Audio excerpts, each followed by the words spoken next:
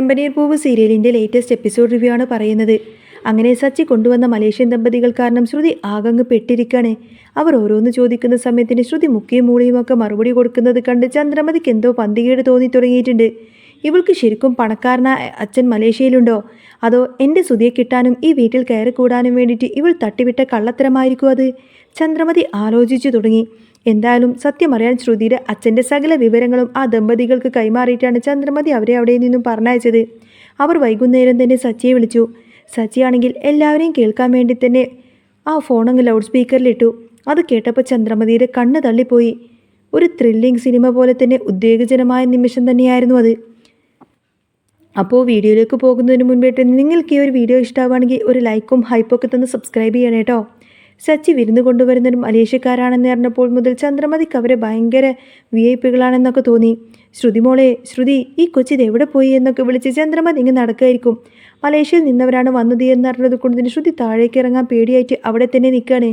രേവതി, നീ പോയിട്ട് ശ്രുതി ഇങ്ങോട്ടേക്ക് കൂട്ടിക്കൊണ്ടുപോകാൻ എന്ന് ചന്ദ്രമതി ഉത്തരവിട്ടു. രേവതി അങ്ങോട്ടേക്ക് വരുന്നത് കണ്ട് ശ്രുതി ആകെ പരിഭ്രാന്തിയിലായി. അയ്യോ, അവളിപ്പോൾ ഇങ്ങോട്ടേക്ക് എത്തുമല്ലോ, ഇനി എന്തെങ്കിലും ചെയ്തേ പറ്റൂ എന്ന് കരുതി ശ്രുതി പെട്ടെന്ന് തന്നെ ഫോൺ ചെയ്യുന്നത് പോലെയൊക്കെ അഭിനയിച്ചു. രേവതി വിളിച്ചിട്ടും ശ്രുതി മൈൻഡ് പോലും ചെയ്യുന്നില്ല. ശ്രുതി, ഓ ഇവൾക്കിത് എന്തിൻ്റെ കേടാ, ഞാൻ ഈ ഫോൺ ചെയ്യുന്നത് കണ്ടൂടെ എന്ന് ശ്രുതി പിറുപിറുത്തു. എന്നിട്ട് ആരോട് സംസാരിക്കുന്നത് പോലെ മാഡം ഒന്ന് ഹോൾഡ് ചെയ്യണേ എന്ന് ഫോണിൽ പറഞ്ഞു. എന്നിട്ട് രേവതിയോട് കലിപ്പിൽ തന്നെ ചോദിച്ചു, എന്താ രേവതി നിനക്ക് ഇത്ര വലിയ കാര്യം? എനിക്ക് കുറച്ച് ജോലിയുണ്ട്. രേവതി വിട്ടില്ല. നിനക്കോ സച്ചിക്കും ഞാൻ ജോലി ചെയ്യുന്നതിലാണോ കാശുണ്ടാക്കുന്നതിലാണോ താല്പര്യമെന്നൊക്കെ എനിക്കറിയാം. അതുകൊണ്ടല്ലേ നീ ഇങ്ങനെ തടസ്സപ്പെടുത്തുന്നത്? ശ്രുതി വിട്ടില്ല. രേവതി, നീ വെറും പൂക്കച്ചവടക്കാരിയാണ്. നിനക്ക് നാടോടി പെണ്ണുങ്ങളായിരിക്കും കസ്റ്റമേഴ്സ്, എനിക്ക് കോടീശ്വരന്മാരാണ് കസ്റ്റമേഴ്സ്. അപ്പോൾ രേവതി പറയുന്നുണ്ട്, എല്ലാ ജോലിക്കും അതിൻ്റേതായിട്ടുള്ള മഹത്വമുണ്ട് ശ്രുതി. നീ താഴേക്ക് വാ, താഴെ മലേഷ്യയിൽ നിന്നും വന്നവരുണ്ട്. നിൻ്റെ അച്ഛൻ്റെ അപ്പാർട്ട്മെൻറ്റിൻ്റെ അടുത്താണ് അവരുടെ ഫ്ലാറ്റ്. നിനക്കവരെ അറിയാമായിരിക്കും. അച്ഛനെ ജയിലിൽ നിന്നും ഇറക്കാൻ വേണ്ടി അവർ സഹായിച്ചാലോ? ശ്രുതി ഉടനെ തന്നെ കൈമലർത്തി. എൻ്റെ അച്ഛനെ സഹായിക്കാൻ അവിടുത്തെ കോടീശ്വരന്മാർക്ക് പോലും പറ്റുന്നില്ല, പിന്നെയാണോ വഴിയിൽ കൂടി പോകുന്നവർ? ആ സമയത്താണ് സംസാരം കേട്ടുകൊണ്ട് തന്നെ വർഷ വരുന്നത്. ശ്രുതി ചേച്ചി, അവർ മലേഷ്യയിൽ ചേച്ചി താമസിച്ച അപ്പാർട്ട്മെൻറ്റിൻ്റെ അടുത്തുള്ളവരാണ്, ഒന്ന് വന്ന് നോക്ക്. ശ്രുതി ഒഴിവ് പറഞ്ഞു. എനിക്കിപ്പോൾ വരാൻ പറ്റത്തില്ല. അന്നേരം ചന്ദ്രമതി അങ്ങോട്ടേക്ക് എത്തി. രേവതി, നിന്നെ ശ്രുതിയെ വിളിക്കാനല്ലേ പറഞ്ഞു വിട്ടത്, നീ ഇവിടെ കഥ പറഞ്ഞു നിൽക്കുവാണെന്ന് ചോദിക്കും. രേവതി പറയുന്നത് ശ്രുതിക്ക് ഫോൺ കോൾ വന്നിട്ടുണ്ടെന്ന്, അതുകൊണ്ട് വരാൻ പറ്റില്ല എന്ന്. ചന്ദ്രമതി വിട്ടുകൊടുത്തില്ല. ഇത് നമുക്ക് കിട്ടിയ വലിയൊരു അവസരം തന്നെയാണ്. നിന്റെ അച്ഛനെക്കുറിച്ച് അവിടെ ആരുമില്ലേ അന്വേഷിക്കാനേ? ഇവർക്ക് അവിടെ വലിയ പിടിപാടുണ്ട്. ശ്രുതിയുടെ കയ്യിൽ നിന്ന് ഫോൺ പിടിച്ചു വാങ്ങിച്ചു കൊണ്ടതിന് ചന്ദ്രമതി അവളെ താഴേക്ക് കൂട്ടിക്കൊണ്ടുപോയി. താഴെ എത്തിയപ്പോൾ ചന്ദ്രമതി അഭിമാനത്തോടെ പറഞ്ഞു, ദേ ഇതാണ് എൻ്റെ മലേഷ്യക്കാരി മരുമകള് ശ്രുതി. ആ ദമ്പതികൾ ചോദിച്ചു, മോളെ, ഞങ്ങളവിടെ 10 വർഷമായി സെറ്റിൽഡാണ്. മോളുടെ അച്ഛൻ ആരാണ്? പേര് പറഞ്ഞാൽ ഞങ്ങൾ അറിയാൻ പറ്റും. ശ്രുതി പേടിച്ച് പുലമ്പി. എൻ്റെ അച്ഛൻ അധികം പുറത്തൊന്നും പോകാറില്ല. അവർക്കത് അത്ഭുതമായി. മലേഷ്യയിലെ കോടീശ്വരന്മാരായാൽ അങ്ങനെയൊന്നും ഇരിക്കത്തില്ലല്ലോ. മോളുടെ അച്ഛൻ്റെ പേരെന്താ? ശ്രുതി വിക്കിക്കൊണ്ട് പറഞ്ഞു, സുരേന്ദ്രൻ. അവർക്ക് അങ്ങനെയൊന്നും ഒരാളെ ഓർമ്മ തന്നെയില്ല. സുരേന്ദ്രനോ? അവിടെ അങ്ങനെ ഒരാളെ പണക്കാരനെക്കുറിച്ച് ഞങ്ങളൊന്നും കേട്ടിട്ടില്ല. എന്തായാലും എൻ്റെ സുഹൃത്ത് അവിടെ പോലീസാണ്, ഞാൻ ജയിലിലൊക്കെ ഒന്ന് അന്വേഷിക്കാമെന്നൊക്കെ പറയും. അയാളത് പറഞ്ഞപ്പോഴേക്കും ശ്രുതി ഒന്ന് പരിങ്ങി. അതിൻ്റെ ഒന്നും ആവശ്യമില്ലെങ്കിൽ സച്ചി പറഞ്ഞു. അമ്മേ, ശ്രുതിയുടെ അച്ഛനെ ഇറക്കാൻ ഇവർക്ക് പറ്റുമായിരിക്കും. പോലീസ് ഫ്രണ്ട്സ് ഉണ്ട് എന്നല്ലേ പറയുന്നത്? ചന്ദ്രമതി ശ്രുതിയെ മുറിയിലേക്ക് വിളിച്ചുകൊണ്ട് പോയി. നിനക്ക് അച്ഛനോട് സ്നേഹമില്ലേടി? അങ്ങേരുടെ കയ്യിൽ പൂത്ത കാശുണ്ട്, നീ അത് കൈക്കലാക്കാൻ നോക്ക്. ആ പേപ്പറിൽ സകല വിവരങ്ങളും എഴുതിയിട്ട് അവർക്ക് കൊടുക്കുക എന്നൊക്കെ പറയും. ശ്രുതിയാണെങ്കിൽ ആകെ പേടിച്ച് വിറച്ചുകൊണ്ട് തന്നെ അവർക്ക് വിവരങ്ങളൊക്കെ കൊടുത്തു. സദ്യയൊക്കെ കഴിഞ്ഞ് പോകുന്ന സമയത്ത് തന്നെ ആ ദമ്പതികൾ സച്ചിക്കും രേവതിക്കും കുറച്ച് കാശും കൂടി സമ്മാനമായി നൽകി. അവർ പോയി കഴിഞ്ഞപ്പോൾ സച്ചിയും രേവതിയും വർഷയും ശ്രീകാന്തൊക്കെ കൂടി ഭയങ്കര ചർച്ചയിലാണ്. ശ്രുതി ചേച്ചിയുടെ പെരുമാറ്റത്തിൽ എന്തോ പന്തികേടുണ്ട്. സുധിയേട്ടനെ ഇവർ നന്നായി പറ്റിക്കുന്നുണ്ട് എന്ന് സച്ചി പറഞ്ഞു. വൈകുന്നേരം സച്ചി വണ്ടി കഴുകുമ്പോൾ മലേഷ്യക്കാർ അങ്കിൾ വിളിച്ചു. ഫോൺ ലൗഡ് സ്പീക്കറിലാക്കി. സച്ചി എല്ലാവരെയും കേൾപ്പിച്ചു. സച്ചി, ഞാൻ അന്വേഷിച്ചു. മലേഷ്യയിൽ സുരേന്ദ്രൻ എന്ന പേരിൽ പണക്കാരനായിട്ടുള്ള ഒരാളില്ല. പോലീസ് സ്റ്റേഷനിലും ജയിലിലൊക്കെ അന്വേഷിച്ചു. അങ്ങനെ ഒരാൾ ജയിലില്ല എന്ന് പറയും. അയാളതങ്ങ് തീർത്തു പറയുന്നതോടുകൂടെ തന്നെ എല്ലാവരും ആകെ ഞെട്ടിപ്പോയി. സച്ചി ഉടനെ തന്നെ എല്ലാവരെയും വിളിച്ചു കൂട്ടി. അമ്മേ, അച്ഛാ, ശ്രുതിക്ക് മലേഷ്യയിൽ അങ്ങനെ ഒരു അച്ഛനില്ല. ചന്ദ്രമതിക്ക് ഇത് കേട്ടപ്പോൾ ഭയങ്കര അത്ഭുതമായി. ശ്രുതി, നിനക്ക് മലേഷ്യയിൽ അച്ഛനില്ലേ? നീ കള്ളം പറഞ്ഞതാണോ? ശ്രുതി വീണ്ടും സച്ചിയെ കുറ്റപ്പെടുത്തി. ഇതൊക്കെ സച്ചിയുടെ തട്ടിപ്പാണമ്മേ. ഉടനെ തന്നെ വർഷ പറഞ്ഞു, എൻ്റെ അച്ഛൻ്റെ സുഹൃത്തുക്കൾ മലേഷ്യയിലുണ്ട്, ഞാൻ അവരെ കൊണ്ട് അന്വേഷിപ്പിക്കാമെന്ന്. അത് കേട്ടപ്പോൾ ശ്രുതിയുടെ മുഖം ആകങ്ങ് ചത്തുപോയി.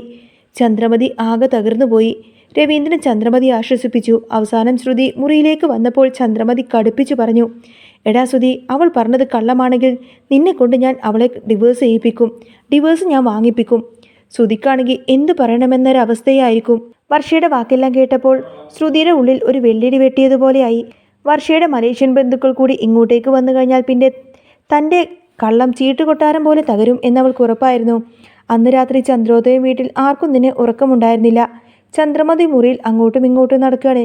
എൻ്റെ ശ്രുതിക്ക് വേണ്ടി ഞാൻ കണ്ടുപിടിച്ച ആ വലിയ തറവാടിയല്ലേ, കോടിക്കണക്കിന് ആസ്തിയുള്ള മലേഷ്യക്കാരൻ അച്ഛനില്ലേ, എല്ലാം വെറും വെള്ളത്തിൽ വരച്ച വല പോലെയാവുമോ? അങ്ങനെയൊക്കെ ചന്ദ്രമതി ടെൻഷനോട് ചിന്തിച്ചുകൊണ്ടേയിരുന്നു.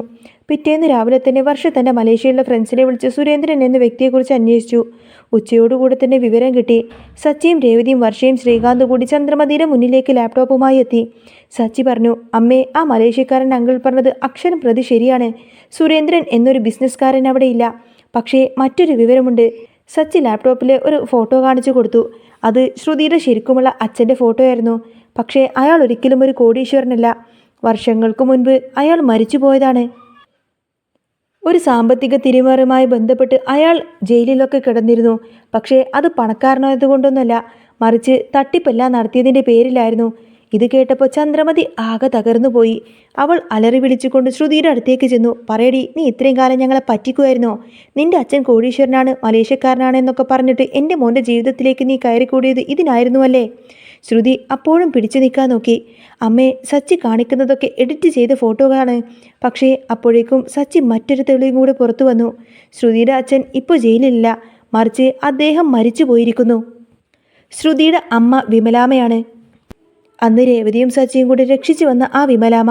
അതുപോലെ തന്നെ ശ്രുതിയുടെ കല്യാണം നേരത്തെ തന്നെ കഴിഞ്ഞതാണ്. അതിലൊരു കുഞ്ഞുണ്ടായിരുന്നു. ആ കുഞ്ഞാണ് ആദിമോന്.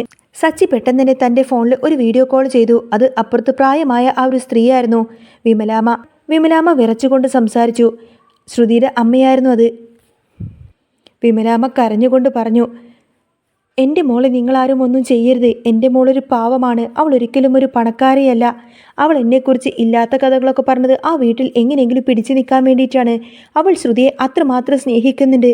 അതുകൊണ്ട് തന്നെ ആ വീട്ടിൽ കയറിയതാണെന്നൊക്കെ എനിക്കറിയാം. പക്ഷേ എന്നെക്കൊണ്ട് ഇതെല്ലാം അവൾ ചെയ്യിപ്പിച്ചതാണ്, പറയിപ്പിച്ചതാണ്. ഞാൻ അവളുടെ അമ്മയാണെന്ന സത്യം പുറത്തു വന്നു കഴിഞ്ഞാൽ പിന്നെ അവളുടെ ജീവിതം തന്നെ തകരുമെന്നൊക്കെ പറഞ്ഞ് എന്നെ ഭീഷണിപ്പെടുത്തിക്കൊണ്ട് അവൾ എൻ്റെ വായടപ്പിച്ചതാണ് എന്നുള്ള കാര്യങ്ങളൊക്കെ വിമലാമ തുറന്നു പറയും. അത് കേട്ടതോടുകൂടി തന്നെ ചന്ദ്രമതിക്കും സച്ചിക്കും എല്ലാവർക്കും ആകെ ദേഷ്യം വരും. എന്നാൽ ഇത് കേട്ട ശ്രുതി ആകെ തളർന്ന് കസേരയിലങ്ങ് ഇരുന്നു പോയി. ചന്ദ്രമതിയുടെ ദേഷ്യം അതിൻ്റെ അങ്ങേയറ്റത്തെത്തി. അവൾ ശ്രുതിയുടെ കഴുത്തിന് പിടിച്ച് പുറത്തേക്ക് തള്ളാനങ്ങ് ആഞ്ഞു. ഇറങ്ങിപ്പോടി എൻ്റെ വീട്ടിൽ നിന്ന്. കള്ളം പറഞ്ഞ് സ്വർണവും പണമൊക്കെ മോഹിച്ച് നീ വന്നതാണെന്നും നീ ഒരിക്കലും ഈ ചന്ദ്രോദയത്തിൽ വാഴില്ല. രേവതി ചന്ദ്രമതിയെ തടയാൻ നോക്കിയെങ്കിലും അവരതൊന്നും തന്നെ കേട്ടില്ല. അവസാനം ശ്രുതി സത്യം സമ്മതിച്ചു. തനിക്ക് പണത്തോടും ആഡംബരത്തോടുമുള്ള ആർത്തി കാരണമാണ് ഇങ്ങനെയൊക്കെ ചെയ്തത് എന്ന് തന്നെ അവൾ കരഞ്ഞുകൊണ്ട് പറഞ്ഞു. പക്ഷേ ശ്രുതി ഇത്തവണ മാപ്പ് കൊടുക്കാനൊന്നും തയ്യാറായിരുന്നില്ല. എന്നെയും എൻ്റെ കുടുംബത്തെയും ഇത്രയും കാലം വിഡ്ഢികളാക്കിയ നിന്നെ എനിക്ക് വേണ്ട, ശ്രുതി കടുപ്പിച്ച് തന്നെ പറഞ്ഞു. ശ്രുതി തൻ്റെ ബാഗും എടുത്ത് പടിയിറങ്ങുമ്പോൾ സച്ചി ഒരു പുഞ്ചിരിയോടുകൂടി തന്നെ രേവതിയെ നോക്കി. ചന്ദ്രമതിയുടെ മലേഷ്യൻ സ്വപ്നങ്ങൾ തകർന്നുവെങ്കിലും ആ വീട്ടിൽ വലിയൊരു ചതി ഒഴിവായതിൻ്റെ ആശ്വാസത്തിലായിരുന്നു രേവതിയും സച്ചിയും. അങ്ങനെ ഈ ഒരു മലേഷ്യൻ നാടകം അതോടുകൂടി തന്നെ അവസാനിച്ചു. പക്ഷേ ചന്ദ്രമതിക്കത് വലിയൊരു പാഠം തന്നെയായിരുന്നു. മനുഷ്യൻ്റെ ഗുണമല്ല, പണമാണ് വലുതെന്ന് വിചാരിച്ച് കിട്ടുന്ന ആ ഒരു തിരിച്ചടി. ശ്രുതിയുടെ കല്യാണം ഒരിക്കൽ കഴിഞ്ഞതാണ് എന്നറിഞ്ഞതോടുകൂടിയാണ് ചന്ദ്രമതിക്കും ശ്രുതിക്കും ഇത്രമാത്രമൊക്കെ ദേഷ്യം വന്നിരിക്കുന്നത്. പക്ഷേ വരും ദിവസങ്ങളിൽ ശ്രുതി പുതിയ തന്ത്രങ്ങളുമായി തിരിച്ചു വരുമോ, അതോ ശ്രുതി പുതിയൊരു ജീവിതം തുടങ്ങുമോ എന്നൊക്കെ നമുക്കിനി കണ്ടറിയാട്ടോ. അപ്പോൾ നിങ്ങൾക്ക് ഈ ഒരു ചാനൽ ഇഷ്ടമാവുകയാണെങ്കിൽ സബ്സ്ക്രൈബ് ചെയ്യാനും സപ്പോർട്ട് ചെയ്യാനും മറക്കല്ലേ. നെക്സ്റ്റ് വീഡിയോ ആയിട്ട് ഉടനെ വരാം. ബൈ.